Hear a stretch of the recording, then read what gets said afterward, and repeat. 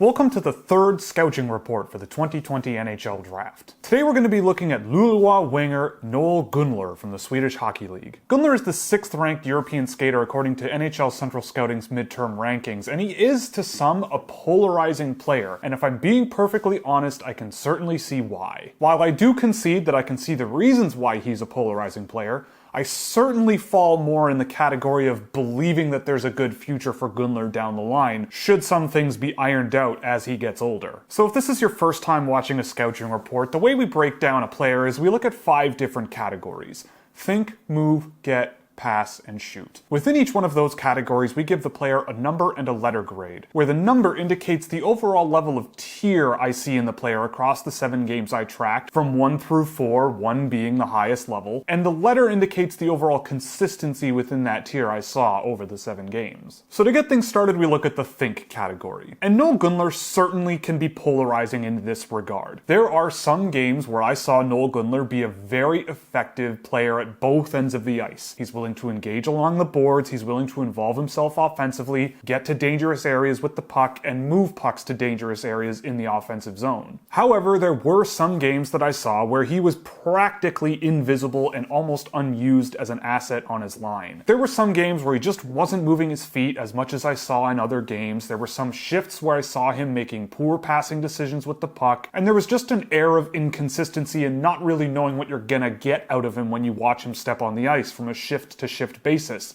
let alone game to game. However, I'm the type of person who believes in upside and believing the best parts of what you see in a young player. And as the year went on, he did get better and better, especially in terms of moving pucks up the ice and becoming a dangerous asset in the offensive zone. And what really surprised me the more I watched him is just how aggressive he was willing to be along the boards, especially when he didn't have the puck. He wasn't always going to be that young player who doesn't really need to be involved along the boards because the puck's just going to squeak out anyway and he can move up the ice. He was getting right in there, getting his feet dirty, and really getting his hands dirty trying to free up those loose pucks along the boards. That's something I don't often see out of young players at this high a level at the draft, and he definitely was willing to put in the work to get pucks back, and it showed a really nice maturity to his game that while it wasn't there every game, I'm willing to bet that he's going to capture that moving forward. So in the think category, I'm giving Gunler a 1D. At his best, there's a really nice core to work with. He's aggressive at both ends of the ice. He sometimes enters puck battles, and I don't even know how he comes out of that battle with control, but from time to time, he did do things that were really impressive in that regard. So while there are inconsistencies to work out with his game, I really do believe that over time he will work through them and become the best player he can be. Next up, we look at the move category, and this is where things get really weird with Gunler. There were some shifts in some games where he was one of the most electrifying skaters on the ice, let alone on his own team. He can be quick through the neutral zone, his hands can be quite nice at times, and he can be very aggressive when pushing up the wing with control of the puck. So while I am willing to bet on the upside and on the positive that you see out of him, where he's willing to be aggressive, willing to keep his feet moving, and willing to win puck battles and move up the ice with the puck, there were some games where he was just kind of skating around the ice and being a little bit lackadaisical. It really was something that showed itself a little bit too much for my liking, but if he can iron that out, there could be a really electrifying player when he's moving his feet on the ice. Even through all of this inconsistency, he still managed to control 56% of the shot attempts when he was on the ice. There's a reason that you get results like that playing against professional players in Sweden. Across the whole season, it indicates that he is a net positive player when it comes to driving possession. So I am willing to bet that his skill with his hands and his ability to keep his feet moving and move quickly up the ice will end up in more positive results down the line.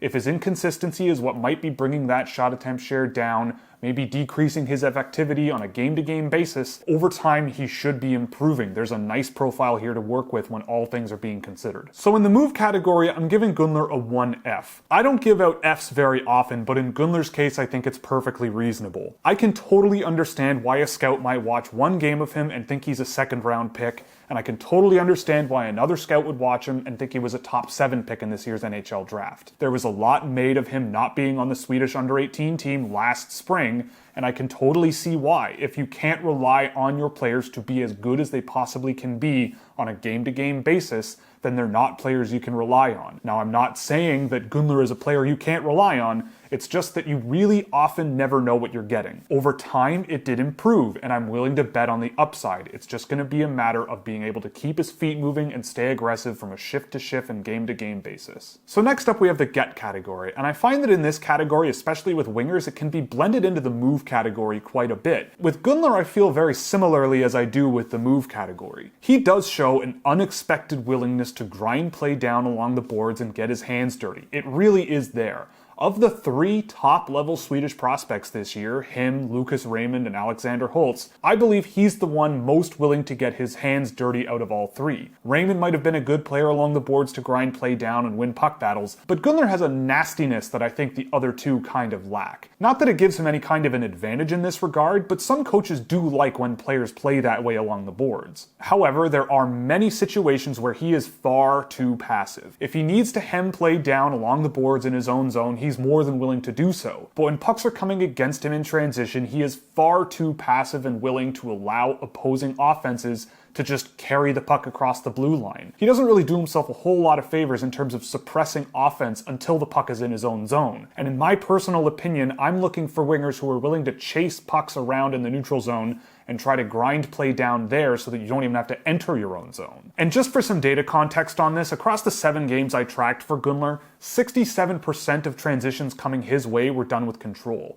Of all European Pro League players that I've seen play this year, and of most players I've tracked for this whole season so far, that's the highest metric I've tracked. But if you take what he does in his own end in terms of playing aggressively and being willing to grind play down and turn pucks up the ice again, it does bode well for his future if you're able to coach him to be a little bit more aggressive and confident in the neutral zone. So in the get category, I'm giving Gunler a 1D. Again, this is another area of inconsistency, but he brings a promising set of instincts, especially when play is in his own zone. At his best, he can grind play down, he can retrieve pucks, and with his explosive stride, he can move up the ice with control. He's far, far too passive in the neutral zone, but I do think that over time that's something you can coach into a young player. You can spend less time in your own defensive zone if you're willing to stop that offense before it even enters the zone. And if he can do that on a more regular basis, there could be a really, really nice two-way player here. Next up we have the pass category, and this is where Gunler might be a little bit less inconsistent, but is still not rock solid from game to game. As the year went on, he certainly got more and more effective as a dangerous passer in the offensive zone. His completion rate wasn't great, but it also wasn't terrible, and a lot of incomplete passes were him trying to move pucks into dangerous areas. I think as Gunler enters North American professional hockey, he will certainly need to put a little bit more mustard behind his passing. Sometimes the puck just takes a little bit too long to get to its destination, and it just seems like it's rife for pickoffs once play gets ramped up at the next level. But he still did manage to complete a decent number of his passes, and he was trying many things that were dangerous in the offensive zone. His 20% dangerous passing percentage is just shy of Alexander Holtz for best among the 3 high-level Swedish players available in this year's draft. Taking that into consideration, along with how much more he was used as a primary offensive tool as the year went on, if Gunler is a player that does actually slip out of the first round, and you can get a player with this type of a profile in the second round, that could be some tremendous value for an NHL team willing to forego his inconsistencies. So in the pass category, I'm giving him a 1C. He is a bit inconsistent in terms of actually completing his passes, and there are some passes that I do think that at the next level will be cut off by faster opponents. However, he's playing in the Swedish Hockey League with men, and he played full-time minutes and earned more minutes as the year went on. That is pretty remarkable, and considering 1/5 of his passes were aimed at the slot area of the ice, that bodes well for long-term success, especially as pace gets ramped up as he gets older and plays a bigger role in more difficult leagues. He can attack down the wing, and even facing some pressure in the corners, for example, he can still manage to find a way to get that puck in front of the net. And in a more North American style where players are much more focused on attacking the net and getting dirty goals from in front of the net, it may bode well for his potential as a really good playmaking winger in the NHL. Next up we have the shoot category, and this is one of the more underrated areas of Gunler's game that I was not expecting going into this experience. Long story short, of the 3 top Swedish prospects in this year's draft, Gunler got to dangerous areas more often than the other 2 players by a pretty wide margin. In fact, when looking at all players I've tracked so far in any pro league in Europe, Gunler gets 23% of his shot attempts from high danger areas. That is second of all of those players behind Lukas Reichel. And if you need a reminder from the Lukas Reichel video, he had 37% of his shot attempts come from in front of the net, which is ridiculous ridiculously high, but Gunler's 23% is nothing to shake your fist at. With 69% of his shot attempts coming from high or medium danger areas, that puts him 14% ahead of Lucas Raymond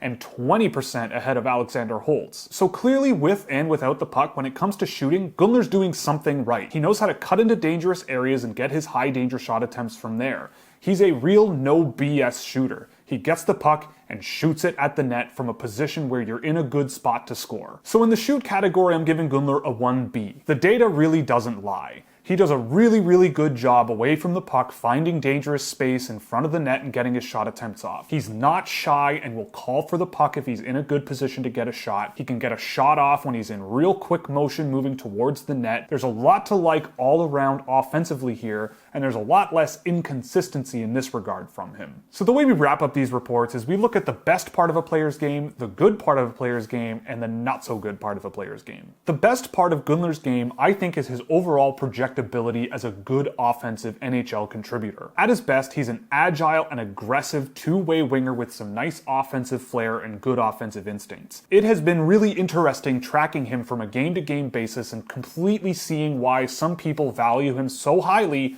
and why some other people might not value him at all. But at his best, he wins puck battles effectively, pushes play up the ice. Gunler does a tremendous amount of things very well offensively, moving pucks to dangerous areas, getting shot attempts on his own from dangerous areas, and he does it at a similar or better pace than two players in the same league that might be drafted at least 5 or 10 slots ahead of him when his name is called. The good part of Gunler's game is his overall offensive instincts. Whether it's passing the puck on his own stick, or shooting it when he's away from the puck, or moving into a dangerous area and getting a shot from there, he has a really nice, well-rounded offensive game. There are some players in any given draft who are very good at a specific thing that puts the puck in the back of the net. Whether it's making a play themselves from the wing, or cutting into dangerous areas and attacking the net directly, but Gunler seems to do a number of things at a very high level that I do think will give him enough of a toolbox to work with in the NHL. The not so good part of his game should be obvious by now. There's real inconsistencies. Over the sample size that I tracked, I saw an electrifying winger from time to time. A player who, if he's available in the second round,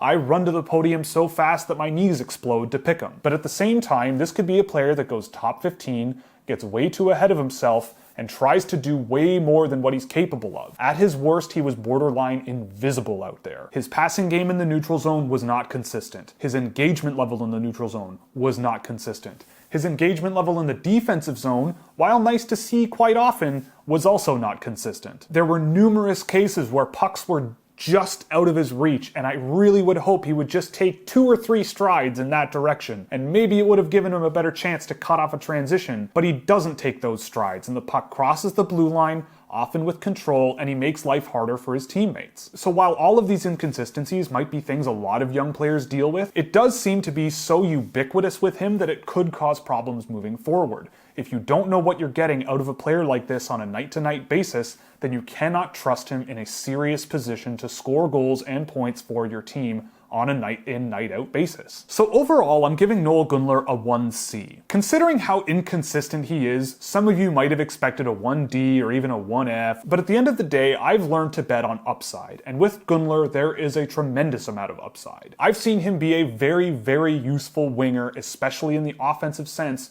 for his team in a significant role a couple of times. I do think that his invisibility and his inconsistency is something that will at least get a little bit better, and in my opinion, he's going to be a player that might have some downsides in the NHL one day, but the pros should outweigh the cons. I think he's going to be a nice offensive piece for a team, while maybe not a first-line player, could be a solid second-line scoring winger with some power play upside. So he might be a project that while he's developing might make coaches want to pull their hair out, but you can see the value in the style of play that he has. He can move his feet really well, especially when his team is moving the puck up the ice. He can grind play down in his own end, he can play aggressively in the offensive end, and all he really needs to do is iron out those inconsistencies, and I think he could be a really nice piece for a National Hockey League team moving forward. So that's it for this Scouching Report. I hope you enjoyed. If you liked it, you can click all the buttons you see below me so you never miss another one. If you really liked it, you could subscribe on Patreon, where you get access to perks like early access to videos,